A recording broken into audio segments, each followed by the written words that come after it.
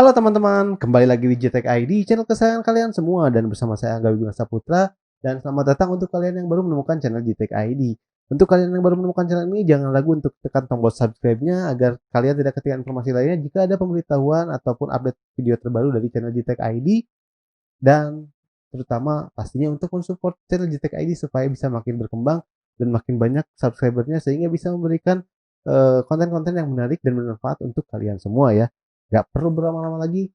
Di sini saya akan membahas casing yang cukup oke ya. Nah, di samping saya di sini ada sebuah casing yang mana casing ini adalah casing dari Raptor Black Strike 1601 ya atau 1601 ya. Nah, waktu itu pernah ada yang minta, "Bang, tolong review dong untuk casing warna putih." Sebetulnya untuk warna putih banyak ya. Banyak saya cuman di sini salah satunya ini juga berwarna putih ya. Jadi saya ingin mereview casing ini yang mana casing ini casing yang di pasaran cukup murah harganya ya. Jadi kita lihat seperti apa sih casing-casing murah yang berada di pasaran. Apakah worth it untuk dibeli atau tidak? Kalian tonton saja videonya sampai habis ya. Langsung saja di sini casing ini saya beli atau bisa kalian beli dengan kisaran harga 275.000 atau 265.000 sampai 325.000 tergantung tokonya ya. Kebetulan untuk casing ini saya membeli 325.000 padahal di beberapa toko ada juga yang lebih murah. Karena di sini untuk casingnya saya butuhkan cepat ya.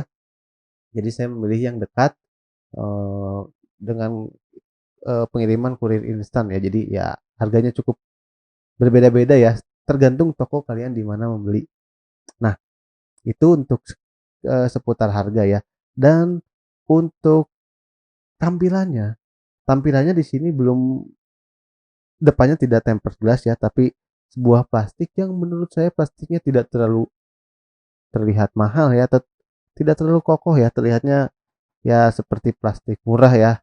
Tapi ya cukup oke karena harganya juga cukup murah ya. Nah, untuk bagian samping di sini sudah terdapat tempered glass yang mana ini bisa menjadi nilai plus atau poin plus untuk kalian yang mencari tempered glass di bagian samping ya. Jadi sudah oke dan juga sudah memiliki PSU cover, walau ini sebetulnya bukan PSU cover ya karena sebetulnya tengahnya itu bolong ya. Tapi dari samping terlihatnya seperti PSU cover. Ya oke lah ya dengan harga segitu. Nah, lanjut. Dan untuk urusan fan yang bisa dipasang di casing ini hanya 3 fan, di mana 2 fan di bagian depan dan juga 1 fan di bagian belakang. Dalam paket penjualnya tidak diberikan 1 fan pun ya. Jadi kalian harus membeli fan satu fan tambahan lainnya untuk memasangkan fan di sini ya. Sorry, bukan fan tambahan karena memang tidak ada fan-nya ya. Jadi kalian harus membeli fan-nya ya. Nah, untuk urusan penyimpanan hard disk maksudnya storage ya. Jadi untuk penyimpanan storage hard disk di sini ini menurut saya cukup baik ya karena memang diperuntukkan untuk yang low sehingga biasanya biasanya penggunaan yang low budget itu masih menggunakan hard disk atau banyak hard disk ya. Sehingga di sini masih support untuk penyimpanan hingga 2 hard disk. Ini menjadi poin plus buat saya. Mengapa saya sering juga merakit PC dengan casing seperti ini karena dia bisa support 2 harddisk ya, dengan harga murah support 2 harddisk oke lah ya. Untuk 2 harddisk di sini yang mana bisa dipasangkan di bagian bawah yang dibaut dari bagian bawah casing, jadi kalian harus balik casingnya dibaut dari bagian bawah ya di situ ya, dan satu lagi digantung di bagian depan, jadi penyimpanannya seperti itu, di bagian bawah dibaut dan juga digantung di bagian atas tengah ya, sorry bukan atas, bagian depan ya digantung. Ya cukup oke ya mengingat harganya minim. Dan di sini yang cukup baik di sini sudah memiliki tempat penyimpanan untuk SSD, walau tempat penyimpanannya itu bersembunyi di bagian belakang di area-area ya kabel manajemen lah di belakang. Jadi kalian nggak bisa show off untuk memasangkan atau untuk memperlihatkan SSD kalian ya. Ya sayang sekali ya. Tapi ya oke lah ya. Lanjut lagi, dan untuk urusan ukuran di sini ukuran dengan ukuran mid tower atau support hingga motherboard ATX. Nah, support hingga motherboard ATX jadi kalian bisa pasangkan mini ITX, micro ITX, bisa pasangkan ITX ya. yang mana pastinya sudah memiliki 7 expansion slot yang bisa kalian pasangkan. Misalkan kalian mau SLI VGA atau Crossfire VGA gitu kan, sudah kalian bisa pasangkan atau menggunakan PCIe yang lain ya, seperti sound card atau hal lain-lainnya lah, itu bisa ya. Ini sudah oke. Untuk urusan kabel manajemen, di sini kabel manajemennya juga sudah tersedia, sudah cukup oke ya di bagian kabel manajemen.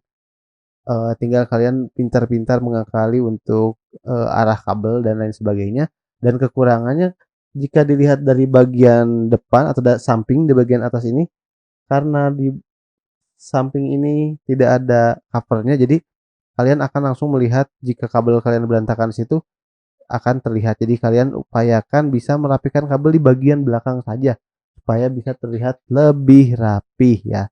Dan untuk VGA yang bisa ditanamkan di sini dari deskripsinya sih bisa dipasangkan VGA dengan ukuran hingga 275 mm ya.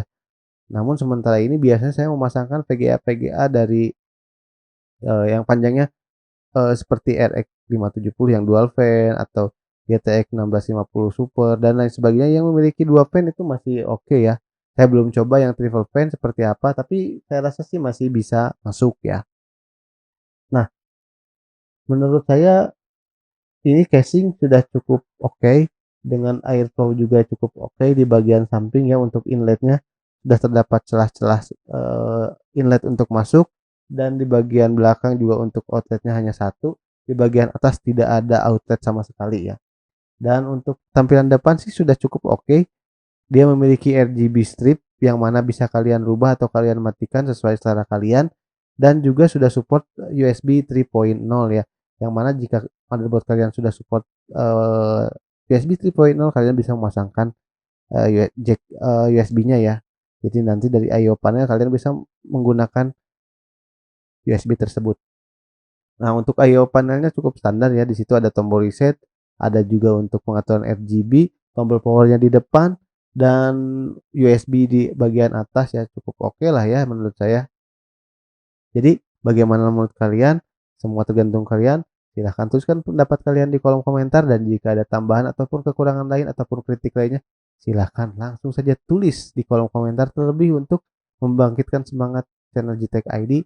Kalian bisa kritik apa yang harus diperbaiki, karena saya tahu video yang saya buat mungkin jauh dari kata sempurna, dan semua itu butuh saran dari kalian agar channel ini bisa makin berkembang dan videonya makin baik ya, dengan keterbatasan saya tentunya ya. Dan jika kalian suka dengan video ini, silahkan kalian share, like, dan pastinya subscribe channel ini supaya kalian tidak ketinggalan info, dan pastinya channel ini agar bisa berkembang. Dan bersama saya Angga Wiguna Saputra, saya pamit undur diri. Salam Gtech ID. See you.